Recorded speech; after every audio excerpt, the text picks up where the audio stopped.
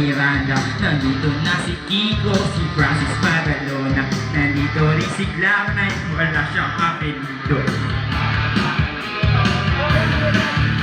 And then si Go, Incorruptible at the maximum. That's the word revive and the word of back to end and even at 357. No third year, just a muscle. Listen, nandito na si Kiko at kasama ko si Chito at si Cloud9.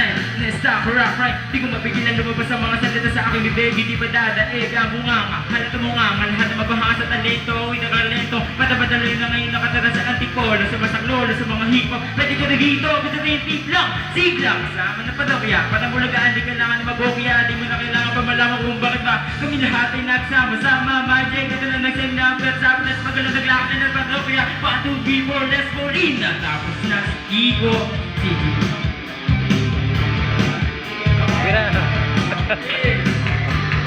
Laknan, wala siyang apelido. Pagbabagsakan dito, kailangan ng mag-ingat. Pagkapat sa langit at kahit ba wala na kasi mga pakalalong kapumangit, pero kailangan din kami mga suplado sa babae. Kasama na para makakatuklado sa tunog na gitara. Kasama na pinakamalupit na banda. Pati si Kiko, magaling, di pa rin kahit dapat ang awit talaga kung binabalik-balikan. Stop the wine play mo.